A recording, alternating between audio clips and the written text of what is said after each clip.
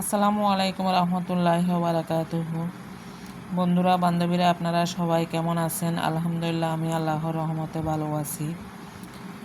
তো আজকে চলে যাচ্ছি। আমার বাসার ওয়াইফাইয়ের রাউটারটা নষ্ট হয়ে গেছে।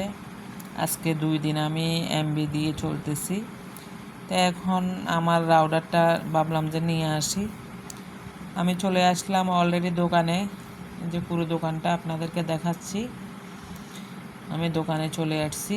তো কোন রাউটারটা নিচ্ছি আপনারা দেখেন, সাথে থাকুন।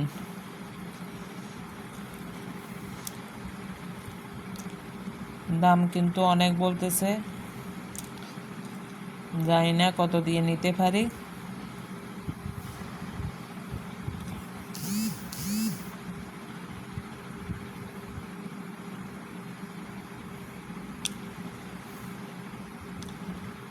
তো রাউটারটা নিয়ে নিলাম।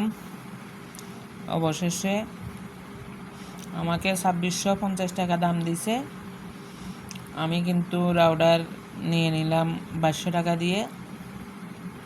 এর থেকে আর কমে মানতেছে না।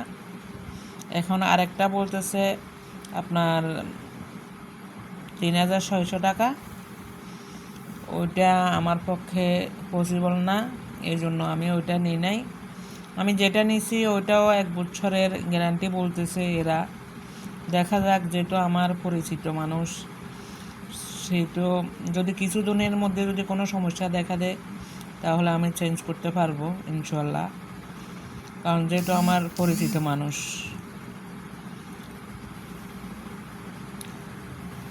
তো অবশেষে আমি এই রাউটারটা নিয়ে নিলাম। দেখেন, এটা নিয়ে নিলাম।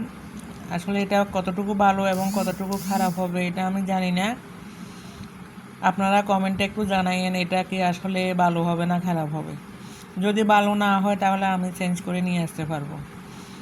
আর এখানে মাউথ স্পিকার আমার ছেলের জন্য, আগে যেটা নিয়েছি ওইটা সমস্যা করে। এখন এই দুইটার মধ্যে কোনটা ভালো হবে আপনারা কমেন্টে জানাবেন।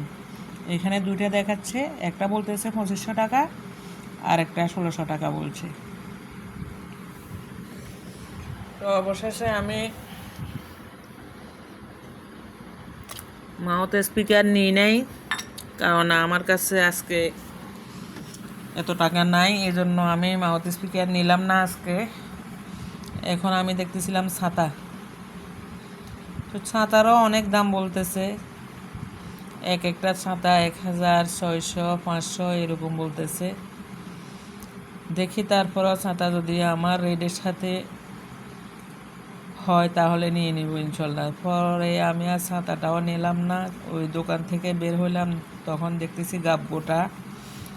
গাবগোটা আপনারা চিনেন কিনা যায় না, এই যে দেখেন এগুলাকে বলে গাবগোটা। এখন আমি এগুলা নেওয়ার জন্য দাম করতেছি, এগুলো কেজি 150 টাকা বলতেছে। আমার ছেলে কিন্তু কখনো খায় নাই, এই জন্য আমি নিয়ে নিছি। আবার চলে আসলাম এদিকে। আমি পাস্তা নেব, বিস্কিট নেব, চানাচুর নেব, নিমকি নিব। এই যে নিমকি নিলাম, সবগুলো নিয়ে নিলাম। এখন আমি পুরো দোকানটা দেখা দিয়েছি। এখানে সব বিস্কিট, চানাচুর, নুডলস। তো অবশেষে আমি বাসায় চলে আসলাম। এখন আমি অলরেডি গাব কাটতে বসে গেলাম। আমার ছেলে গাব খাবে বলতেছে, তাই আমি গাবগুলা কাটতে বসে গেলাম। দেখি কীরকম মিষ্টি হয় গাবগুলা। এই দেখেন গাব গোড়া, এগুলা ভিতরে সবগুলা বিসি, মাংস তেমন একটা নাই। তারপরে কিন্তু আমার ছেলে তো তেমন একটা দেখে না, এই জন্য আজকে আমার চোখে পড়লো তাই নিয়ে নিলাম। এখন আমি গাব অলরেডি আমি খোসাগুলো ছাড়াই নিচ্ছি।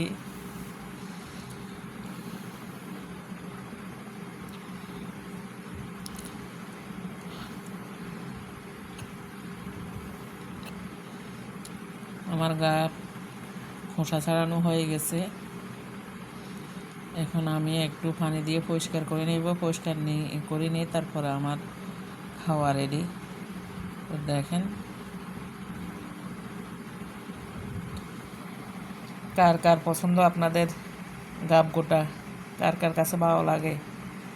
আমার কাছে ভালো লাগে, আমরা ছোটোবেলা থেকে খেয়ে আসছি, আমার কাছে ভালো লাগে, আমি সব ফলই খাই আলহামদুলিল্লাহ।